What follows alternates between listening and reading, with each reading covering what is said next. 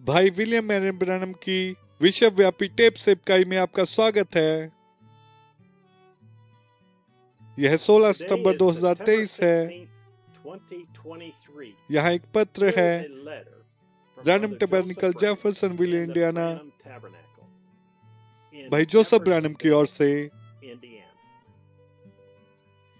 अब यहाँ है भाई जोसेफ ब्रैनम। प्रिय चुने हुए लोगों, हमारा प्रभु यीशु मसीह हमसे इतना प्रेम करता है कि उसे हमारे दिन में एक भविष्यवक्ता को भेजकर प्रसन्नता हुई।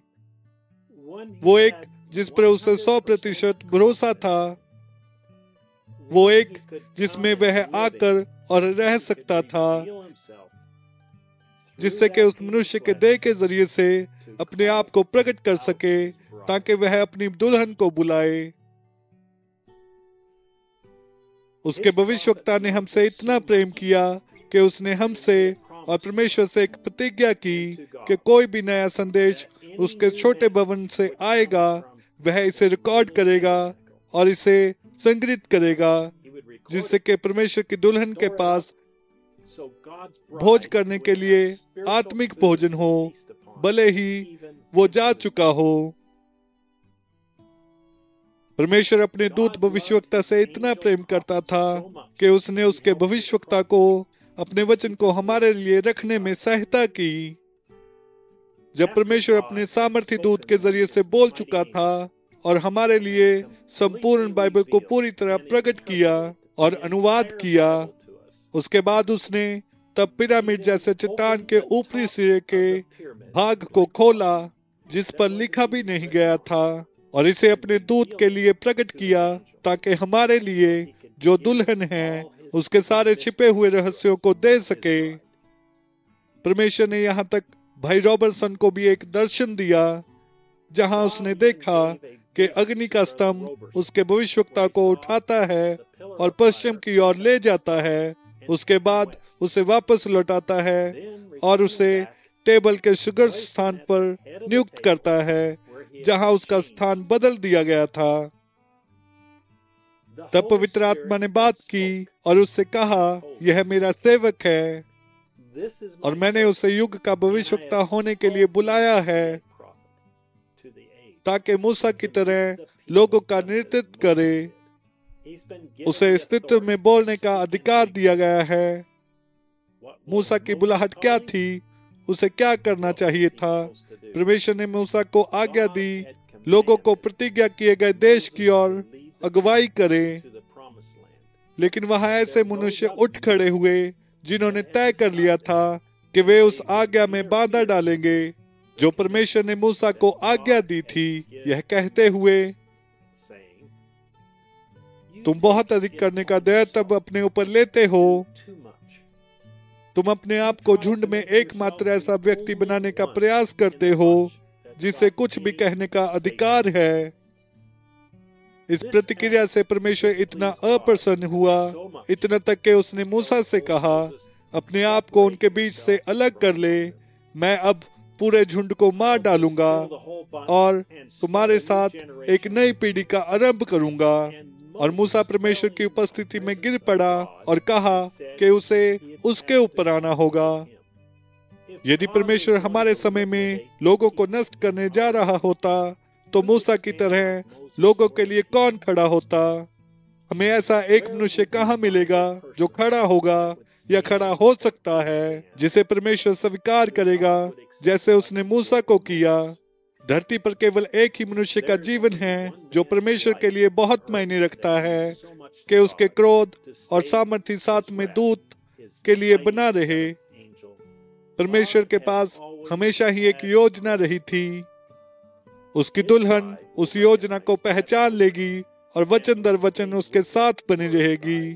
वे जानते हैं कि उन्होंने अवश्य ही उस आवाज के साथ रहना है जिसे परमेश्वर ने चुना है कि उन्हें प्रतिज्ञा के देश तक पहुंचाने के लिए उनकी अगुवाई करे।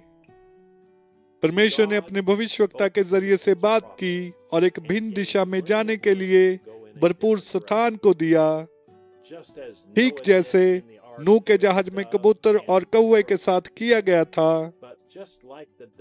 लेकिन उस कबूतर की तरह जो हमेशा ही जहाज में लौट आता है, दुल्हन भी हमेशा ही संदेश उस आवाज टेप पर वापस लौट आएगी।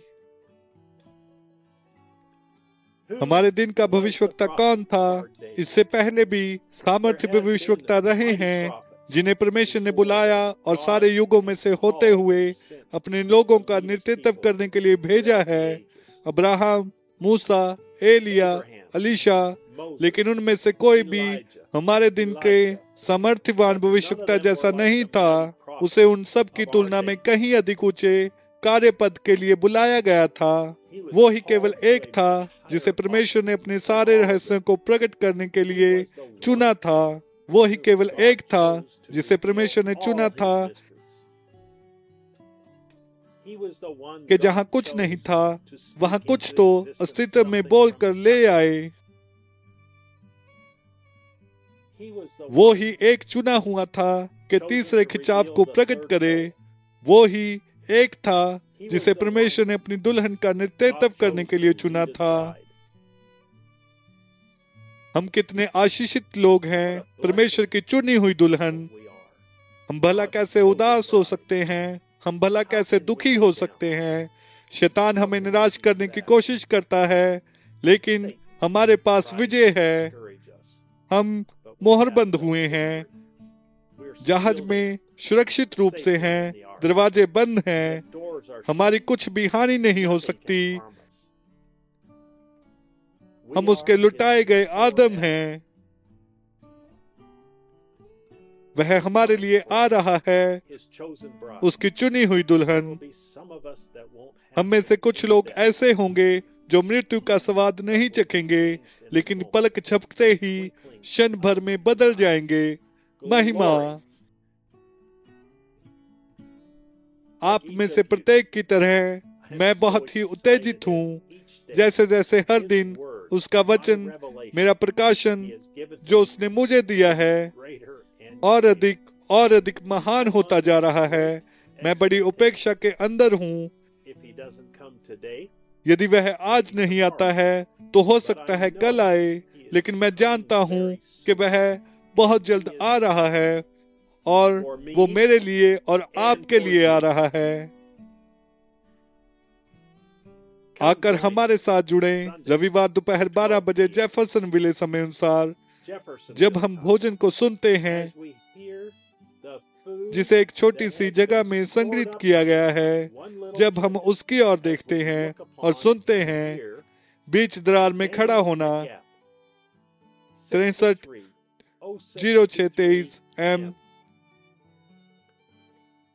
हम संदेश का आरंभ अनुच्छेद संख्या 27 से करेंगे। भाई जोसेफ ब्रानम। संदेश को सुनने से पहले पढ़े जाने वाले वचन, गिनती अध्याय 16 आयत 3 से 4।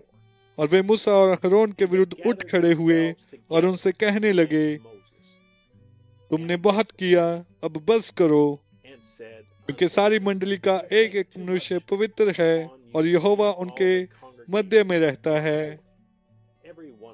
इसलिए तुम यहोवा की मंडली में ऊंचे पद वाले क्यों बन बैठे हो?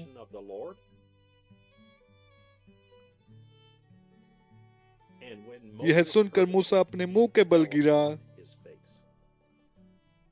हेलो, मेरा नाम भाई डेविड एरिक्सन है। यह मेरी गवाही है। हम 54 साल पहले टैक्सन एरिजोना में एक चर्च में गए। चर्च ने मुझे भाई ब्रानम के रील टू रील उपदेश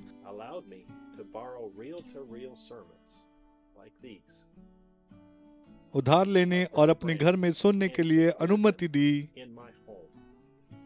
मैं 11 साल का था। ये बाइबल के पन्नों से सीधे किसी भविष्यवक्ता की आवाज सुनने जैसा था। यह मेरे लिए सबसे कीमती था।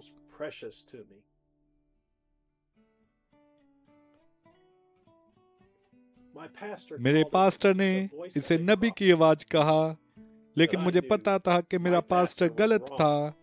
भाई ब्रानम ने जो टेप पर कहा, यह परमेश्वर की आवाज थी जो सीधे मुझसे बात कर रही थी। मेरे पिता और माता ने चर्च छोड़ दिया था। मैंने कहा यह कहने के लिए कब जब इस अनमोल प्रकट वचन के साथ नए गापे टैबलेट आपके क्षेत्र, आपकी भाषा में आते हैं, परमेश्वर के द्वारा आपके लिए भेजे गए उपहार को स्वीकार करें। संदेशवाहक को वचन के साथ कबूल करने के लिए आपको परमेश्वर की मोहर के साथ चिन्हित किया जाएगा। इसे अस्वीकार करने के लिए आपको पशु की मोहर के साथ चिन्हित किया जाएगा। तो कृपया मेरे भाइयों या बहनों, शुद्ध अपरिवर्तित शब्द को दूर न करें। भाई ब्रानम ने जो कहा उसे सुने। मैं उदाहरण देता हूँ और इसे निर्णय के स्थान पर लाया गया है और कलीसिया ने इसे ठुकरा दिया। और कलीसिया ने क्या चाहा है? एक वचन का हत्यारा, वो एक जो सिद्धांत को लेता है। यदि सिद्धांत वचन के विपरीत है तो ये वचन का एक हत्यारा है और वो एक संप्रदाय के रीति रिवाजों को चाहते हैं बजाय एक सच्चे वचन के जो प्रकट हुआ है। यह साबित हुआ है कि ये परमेश्वर है जो लोगों के बीच है, विज्ञान के द्वारा, चित्रों के जरिए से एक प्रकाश, वही प्रभु का दूत, अग्नि का स्तंभ, वही एक जो यीशु मसीह की देह में धरती पर रहता था, जो अंतिम दिनों में उसके लोगों पर आया है, जहां विज्ञान ने इसका चित्र लिया है। कलीसिया ने इसके कार्य को देखा है। यह पूरी तरह से टेप और इत्यादि में पहचाना गया है, हर कहीं और सारे संसार भर में, और व्यक्तिगत रूप से सेवकाई को किया है। और भी उन सभी में उनके सिद्धांत कलीसिया के एक परिषद की इच्छा कर रहे हैं ताकि सत्य को दोषी ठहराएं।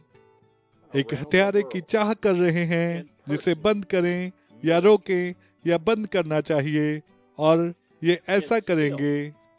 वे इस तरह की एक चीज को रोकेंगे और कलीसिया की परिषद को ऐसा करना होगा।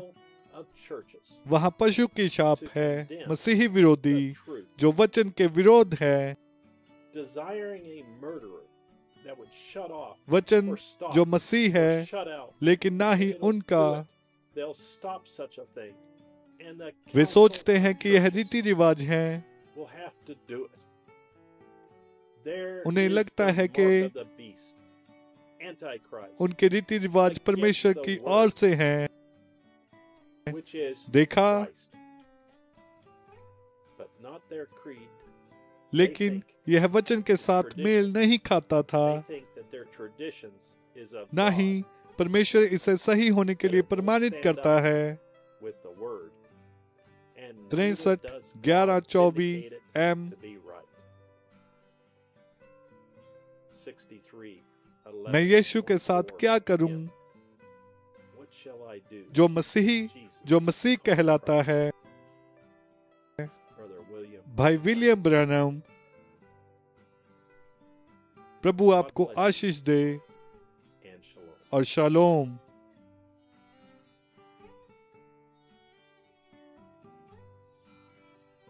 संदेश को प्राप्त करने के लिए आप www.branhamtabernacle.org या www.svfellowship.info पर जा सकते हैं।